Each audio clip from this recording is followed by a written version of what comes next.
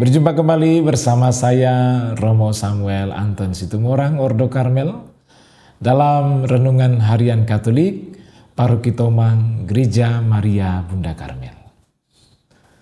Bapak Ibu Saudara-saudari yang terkasih, hari ini adalah pesta di mana Yesus menampakkan kemuliaannya di atas Gunung Tabor, yang kita kenal sebagai transfigurasi.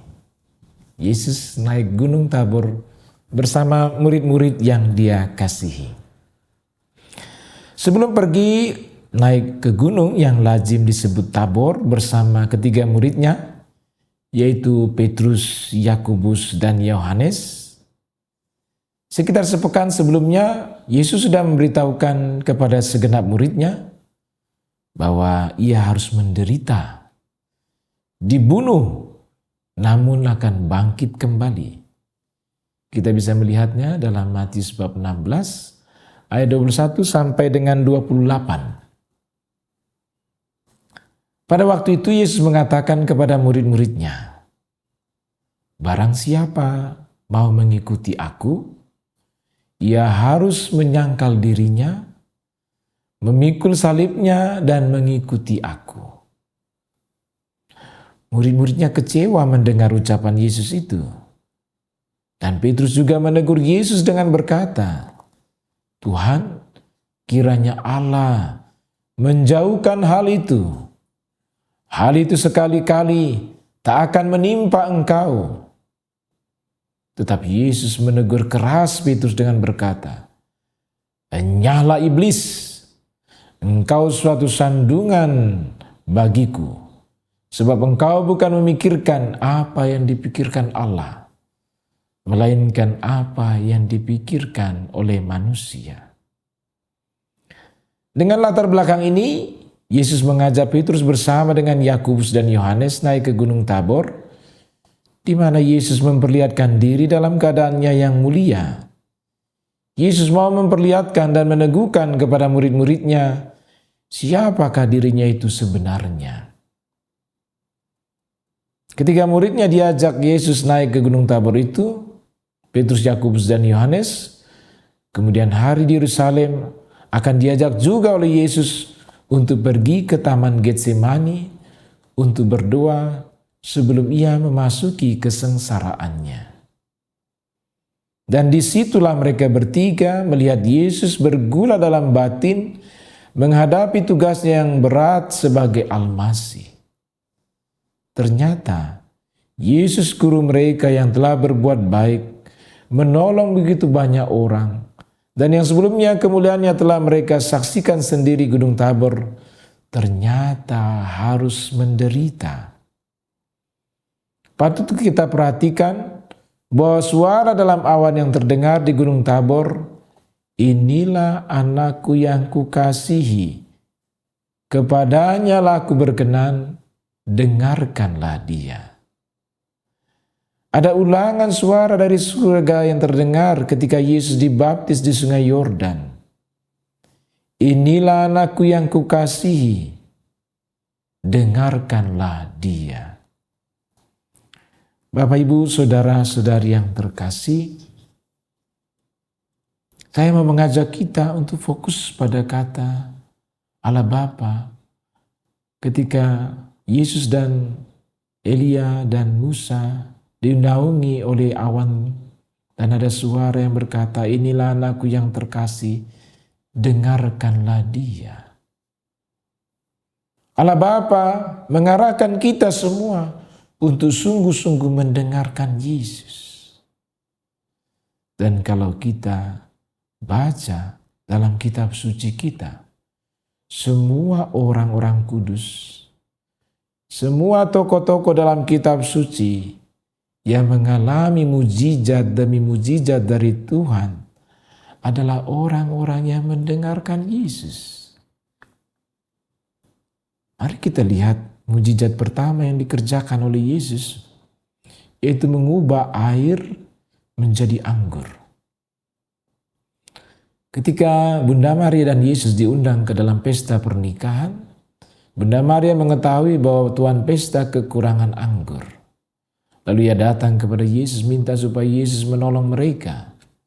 Tapi Yesus berkata, saatku belum tiba.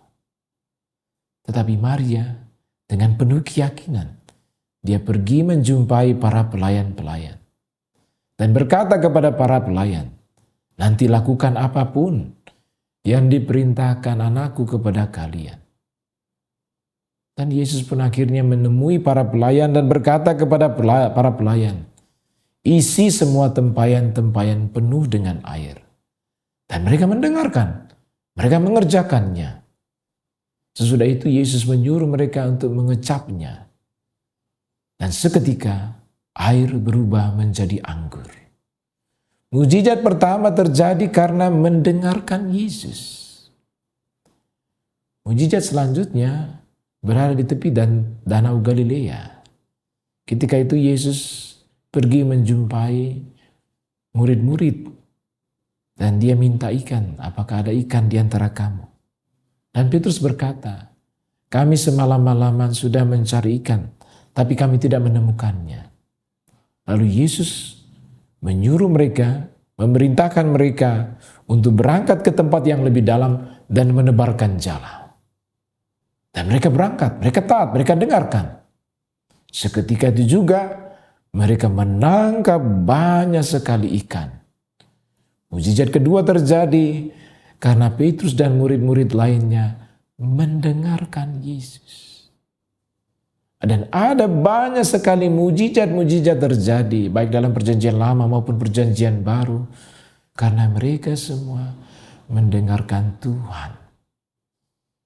Bapak, Ibu, saudara-saudari yang terkasih, mendengarkan Tuhan mengarahkan kita untuk selalu mengalami berkat-berkat Tuhan, mengalami mujizat demi mujizat. Maka mari Bapak Ibu, kita semua bersama-sama memusatkan perhatian kita untuk selalu mendengarkan Tuhan. Mungkin kita bertanya, bagaimana kita harus mendengarkan Tuhan?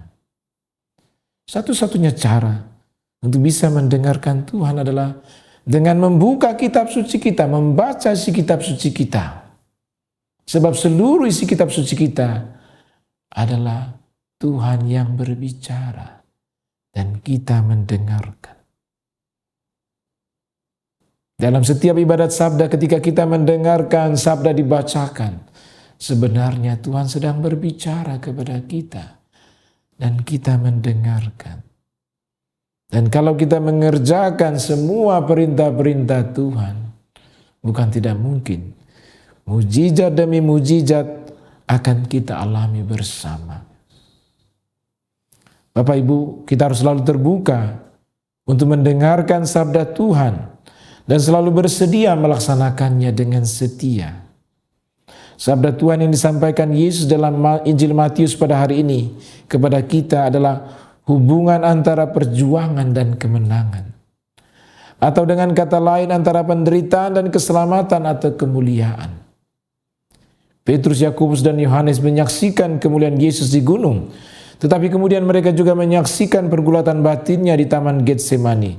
Bahkan dalam penderitaan fisik dan maut di salib Golgota. Karena itu barang siapa seperti ketiga murid Yesus itu mau ikut ambil bagian dalam kemuliaan Yesus nanti di surga, juga harus bersedia juga mengambil bagian dalam penderitaannya. Bapak, Ibu, saudara-saudari, peristiwa transfigurasi Yesus mengingatkan kita untuk selalu mendengarkan sabda Allah dalam setiap pengalaman hidup kita. Kita sering mendengarkan sabda Yesus, namun sering tidak taat untuk melaksanakannya, mengaplikasikannya dalam kehidupan kita sehari-hari. Di atas Gunung Tabor, wajah Yesus bercahaya seperti matahari, dan pakaiannya putih berkilau-kilauan, bersinar seperti terang. Tetapi ketika tergantung di kayu salib di bukit Golgota, wajahnya suram dan tubuhnya nyaris telanjang. Mungkin kita bertanya, mengapa Allah menyembunyikan kemuliaannya di gunung yang tinggi sehingga banyak orang yang tidak dapat melihatnya. Mengapa Allah tidak menyelamatkan dia dari hukuman di kayu salib? Kebijaksanaan ilahi bukanlah kebijaksanaan manusiawi. Untuk memahami kemuliaan Allah dalam diri Yesus, kita harus bersedia memperhatikan dan mengalami apa yang terjadi di kedua gunung atau bukit, Tabor dan Golgota. Transfigurasi atau perubahan penampakan diri Yesus dapat kita lihat dan kita pahami sebagai suatu cara kehadiran Kristus yang memperhatikan segalanya yang kita alami dan membingungkan diri kita sampai kita tidak tahu harus berbuat apa. Kristus selalu menunjukkan wajahnya yang sebenarnya dalam menghadapi keadaan apapun yang dialaminya. Wajah Kristus yang girang maupun juga sedih, bersinar ataupun suram, dan senyum, lembut dan penuh kasih, tetapi juga marah, namun selalu tetap setia akan sabda dan kehendak Bapanya yang selalu mau memberikan hiburan dan perdamaian. Semoga apa yang kita lihat dalam pengalaman Yesus di Bukit Golgota selalu kita satukan juga dengan apa yang kita lihat dalam pengalamannya di Gunung Tabor. Penderitaan bukanlah sesuatu yang kita cari, bukanlah pula nasib kita, melainkan merupakan suatu jalan menuju kebahagiaan seperti telah ditempuh oleh Yesus Kristus.